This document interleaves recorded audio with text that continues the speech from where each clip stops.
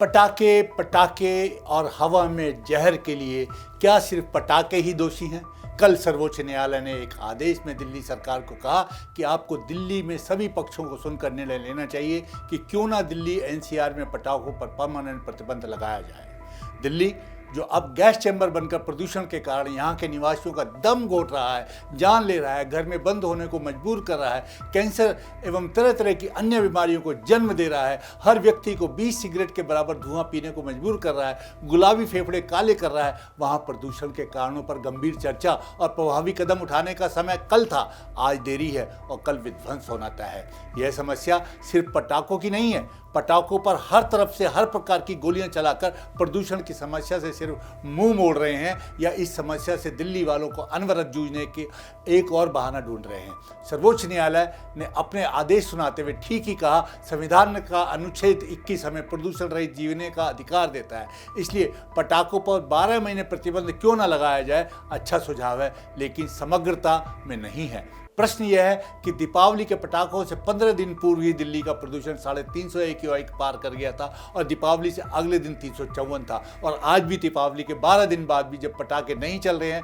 तब भी 350 के पार है। इसका मतलब पटाखों सहित प्रदूषण की जड़ में और भी महत्वपूर्ण कारण है, और जब तक समग्रता में सब पर इकट्ठा होकर प्रहार बगैर किसी के हमदर्दी या मदद करने के उद्देश्य से नहीं किया जाएगा, तब तक हम हर वर्ष प्रदूषण की सालाना शोक सभा करते रहेंगे और दिल्ली वासियों को उनके अपने हाल पर मरने के लिए छोड़कर निर्णय लेने वाले चंद लोग अपने घरों की 4 दीवारियों में AQR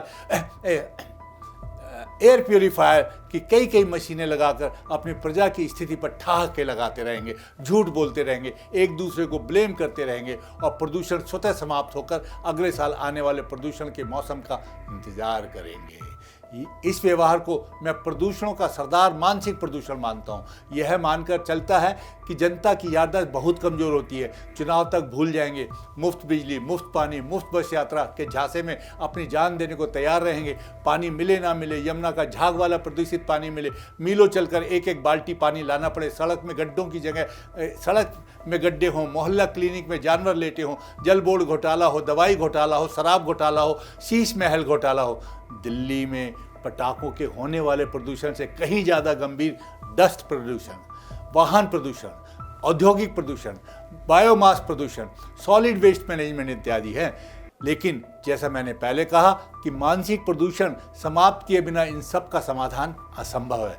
यह सभी मानसिक प्रदूषण के कारण भ्रष्टाचार की भेंट चढ़ जाते हैं और कुछ लोगों को प्रदूषण के हथियार से नरसंहार करने का लाइसेंस मिल जाता है। मैं कठोर शब्दों में कहना चाहूँगा कि जो प्रदूषण से मानवता की हत्या करते हैं उन्हें इरादतन हत्या का दोषी मानकर सजा मिलनी चाहिए और कानून स्पष्ट होना चाहिए। कोई इधर उधर की निकल कर बचने का मौका ही ना मिले, फिर चाहे मंत्री हो या मुख्यमंत्री। फिर देखो कानून का पालन कैसे होता है। जो लोग सड़कों पर चलते हैं वह देखते ही होंगे कि कैसे बम्पर टू बम्पर कारें चलती हैं। प्रतिदिन 1800 नई कारें और लगभग 4000 दोपहिया वाहन प्रतिदिन दिल्ली की सड़कों में आकर वाहन प्रदूषण बढ़ाते हैं। दिल्ली लैंड लॉक्ड शहर है, इस रफ्तार से वाहन बढ़ते रहे तो आप वाहन प्रदूषण का अंदाज भी नहीं लगा सकते। इलेक्ट्रिक वाहन के अलावा हर प्रकार का नया वाहन दिल्ली में बैन होना चाहिए। इससे वाहन लाभ भी कुछ पर करे, परवाह नहीं करना चाहिए। लोगों के जीवन का प्रश्न है। बिल्डर धूल का प्रदूषण, सड़कों के किनारे की धूल, टूटी सड़कों की धूल लोगों का जीवन 12 महीने दूभर करते हैं।